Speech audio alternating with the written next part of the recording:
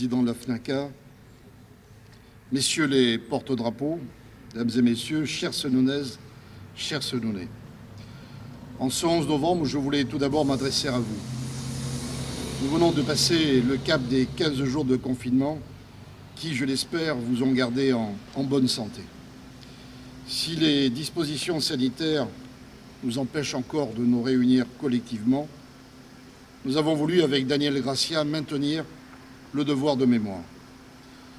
Nous avons souhaité qu'il se perpétue au travers de cette cérémonie plus réduite et qui est retransmise en direct sur le site et la page Facebook de la ville.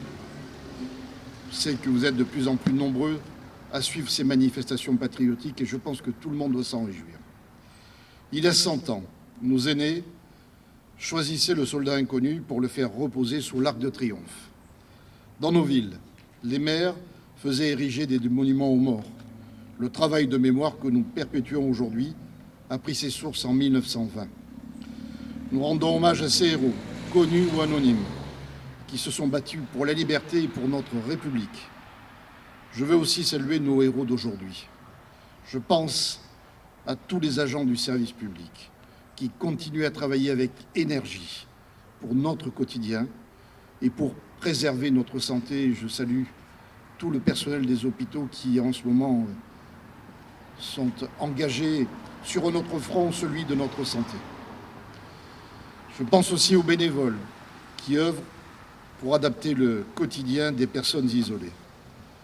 Je veux remercier la présence de notre député Alain David, qui lutte pour défendre notre territoire à l'Assemblée nationale. Je remercie Daniel Gracia. Grâce à la FNACA, le travail de mémoire perdure. Et grâce à la technologie, les aînés qui n'ont pas pu être présents suivent la cérémonie sur les réseaux sociaux ou par rediffusion.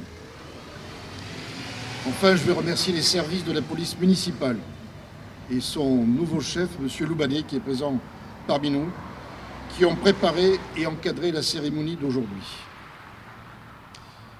Pitié pour nos soldats qui sont morts. Pitié pour nous, vivants, qui étions auprès d'eux. Pour nous, qui nous battrons demain. Nous qui mourrons, nous qui souffrirons dans nos chairs mutilées. Pitié pour nous, forçats de guerre, qui n'avions pas voulu cela. Pour nous tous qui étions des hommes et qui désespérons de jamais le redevenir. Ces mots de Maurice Genevoix, qui entre au Panthéon en ce 11 novembre 2020, témoignent de manière forte et poignante de la condition des hommes dans les tranchées au cœur d'une effroyable guerre. Si les mots sont toujours trop faibles, les chiffres, eux, résonnent, implacables. Plus de 18 millions de morts militaires et civils, 21 millions de blessés, et parmi eux, combien de gueules cassées, de lourds handicapés, de personnes psychologiquement détruites et de familles brisées. Il n'y eut pas une ville, pas un village qui n'ait payé le prix du sang sur l'autel de la folie humaine. Et les monuments aux morts qui fleurirent aux quatre coins de la France sont comme autant de témoins de cette lourde addition. Aux morts de la Marne, des Dardanelles, aux sacrifiés de Verdun, en ce jour du 102e anniversaire de l'armistice, nous rendons aujourd'hui un vibrant hommage devant le monument aux morts de notre ville. Les commémorations sont le meilleur remède contre l'oubli. Et nous sommes pleinement engagés dans cette belle initiative qu'est la mémoire. 102 ans après, la Grande Guerre suscite encore et toujours beaucoup d'intérêt. C'est ce que nous avons constaté lors de la mission centenaire. Ce profond intérêt pour la mémoire a permis d'unir les citoyens, quelle que soit leur génération, leurs origines socio-culturelles, et de partager cette mémoire commune. Les jeunes, monsieur le député le disait, doivent reprendre le flambeau de la paix. Et nous devons nous assurer tous ensemble du maintien d'une paix durable. Et en rappelant les principes fondamentaux qui guident nos actions. La liberté, l'égalité, la fraternité, bien sûr, mais aussi la solidarité, la justice sociale, la tolérance, et j'insisterai sur la laïcité.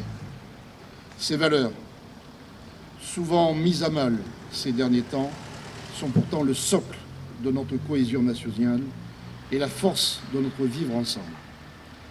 Nous n'avons, pour la plupart d'entre nous, pas pas connu la guerre. Et pourtant, ces commémorations nous confrontent à ce que l'humanité a connu de pire. Cela nous rappelle que la paix demeure fragile et que nous devons tous y prendre notre part. Commémorer, ce n'est pas seulement rendre un hommage, c'est avant tout se souvenir. Se souvenir que rien ne peut être acquis, que nous devons en permanence veiller au respect de nos libertés fondamentales. Malgré les menaces, notre société doit rester soudée autour des valeurs de la paix, de tolérance et de liberté qui font la force de notre démocratie. Vive la République, vive la France, vive ce nom et vive la paix. En hommage aux anciens combattants morts pour la France de toutes les guerres, nous allons observer une minute de silence. Drapeau bas.